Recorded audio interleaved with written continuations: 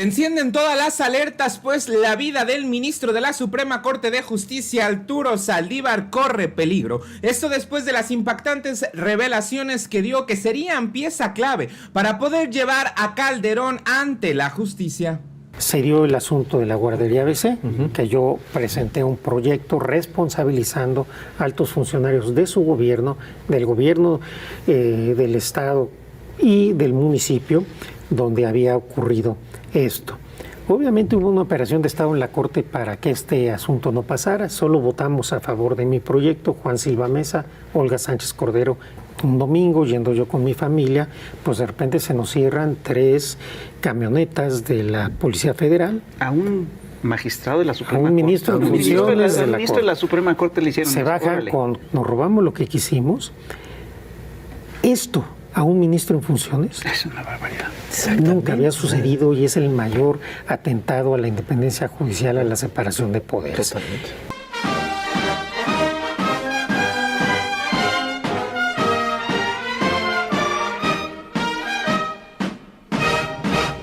Amigos, ¿cómo están? Sean bienvenidos a su canal. Yo soy Mike Valencia y ahora sí vamos pasando directamente con la información, amigos. Y es que impactantes estas revelaciones que se están dando y que tuvo en realidad el valor de hacerlas, pues en estas revelaciones están siendo piezas claves para estas investigaciones, para poder llevar a Calderón también ante la justicia.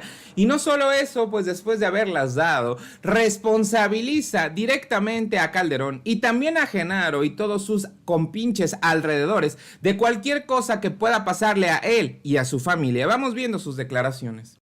Estamos viviendo en un país extraordinariamente polarizado. Entonces, como que el análisis de los procesos se hace diferente. Pero ciertamente hubo muchas décadas en donde el poder político, el poder económico, el poder mediático y el poder judicial caminaban del mismo lado. Exacto. Entonces no había este debate de si el Poder Judicial es independiente o no es independiente, porque los actores políticos y mediáticos no generaban ese debate porque realmente había, pues digamos, una identidad política hacia donde se quería ir. Pero abajo, el pueblo, la gente, sí sentía esta diferencia entre los que están arriba y los que estamos abajo, y sí sentían que en el Poder Judicial no eran escuchados, no se les volteaba a ver, no había espacios para una justicia social más amplia. Y creo que esto era una realidad. Cada presidente con su estilo, anteriores al actual, pues buscaron tener éxito en los asuntos que llegaban a la Corte o llegaban al Poder Judicial. Y hoy se habla mucho de que el presidente López Obrador es un presidente que no respeta la independencia porque es muy crítico, digamos, en sus mañaneras en relación con el Poder Judicial, cosa que no es de ahora, así ha venido siendo desde que llegó. Pero poco se dice de lo que implicaba, por ejemplo, un presidente como Felipe Calderón, que amenazaba, que intimidaba, que ordenaba que no se respetaran los derechos humanos, que fabricaba culpables, y un sexenio donde de manera reiterada se violaban los derechos humanos de todas las personas, y hoy viene a hablar de Estado de Derecho. Eso verdaderamente me llama mucho la atención. Y me llama más la atención que nadie repare sobre eso. Sí, claro. A ti te amenazó directamente. Por supuesto.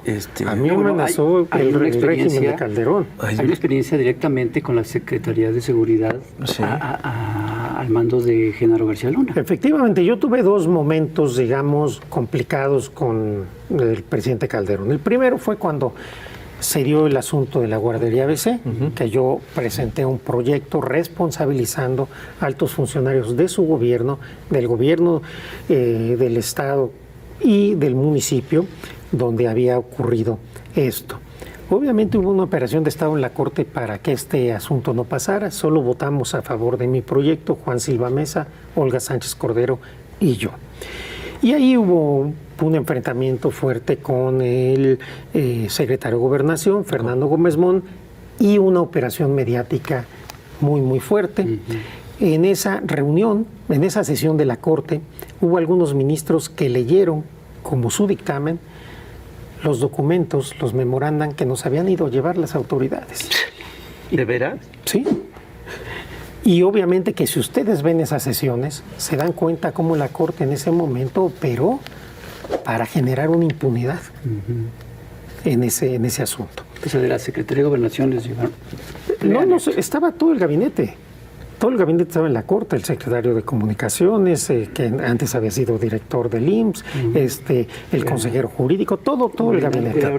La Corte estuvo ahí prácticamente tomada por el gabinete y por todo. Y después viene el caso de Florence Cassé, este montaje que hoy es evidente, en el cual a mí me tocó ser ponente. Y ahí sí fueron subiendo de nivel las amenazas. Todos los días se hablaba en mi oficina, se amenazaba de manera muy concreta. Y en algún momento, un domingo, yendo yo con mi familia, pues de repente se nos cierran 3 camionetas de la Policía Federal. A un magistrado de la Suprema Corte. A un ministro de funciones de la Suprema Corte le hicieron. Se baja con armas largas, yo venía con mi familia, y se nos quedan apuntando como 10 minutos. No conformes con eso. ¿Sin decir nada? Sin decir nada. Eso te iba a preguntar. No, era el mensaje, intimidar. Y después sí, diciendo. se metieron a mi casa. Estando yo con mi esposa, no nos dimos cuenta esa noche. Se robaron todo lo que tenía que ver con mi computadora, mis unidades USB, mi disco de respaldo. Supongo que buscando algo que obviamente no iban a encontrar. Pero ahí estaba clarísimo, te pudimos haber matado, nos metimos a tu casa, nos robamos lo que quisimos. Esto a un ministro en funciones Es una barbaridad. nunca había sucedido y es el mayor atentado a la independencia judicial, a la separación de poderes. Totalmente. Y tan supo Calderón, que hoy dice que no sabe, que Es que ya no sabe nada. él ya no sabe nada. Un problema de Alzheimer oportuno. Él ya no se enteró de nada. Entonces, o tiene un tema de ineptitud o un tema de complicidad, no hay de otra. El punto es que cuando esto sucede, yo le aviso al entonces presidente de la Corte, Juan Silva Mesa, y le digo, pasó esto, quiero que estés enterado. Al día siguiente me reuní con todos mis compañeros en la oficina de presidencia de la Corte y les dije, sucedió esto.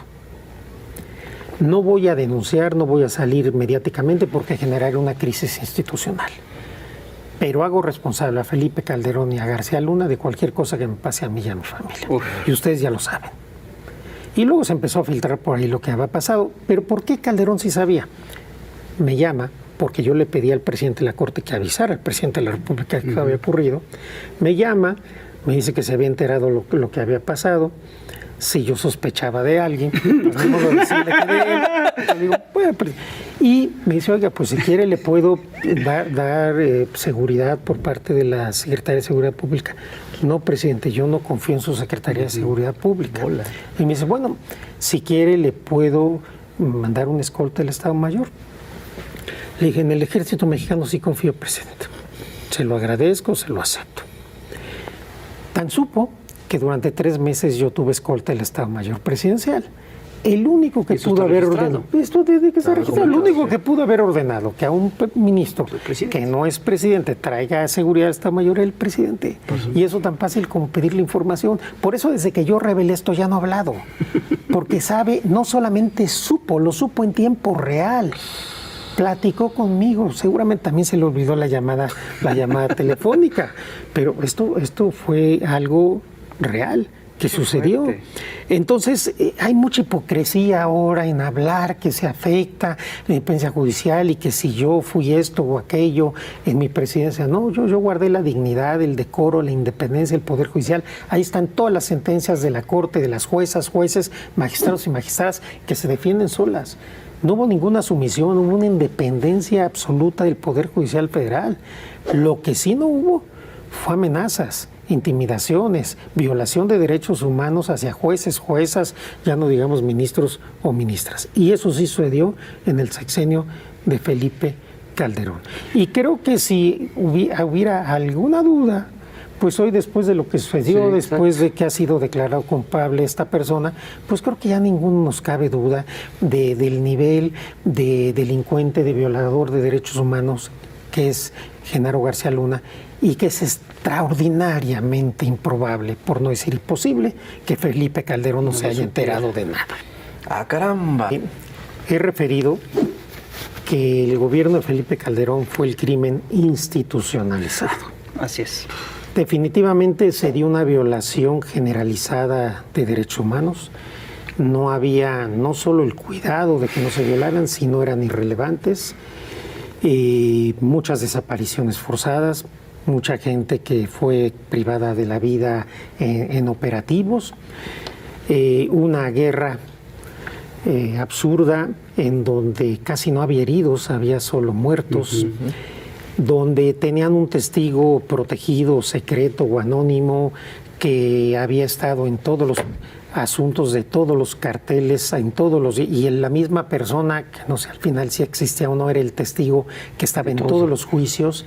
Pero también una cosa, esto no hubiera sido posible si no hubiera habido sentencias del Poder Judicial que avaló esas violaciones a los derechos humanos. Por eso cuando yo llego de ministro, trato de empezar a hacer diferencia para generar criterios distintos.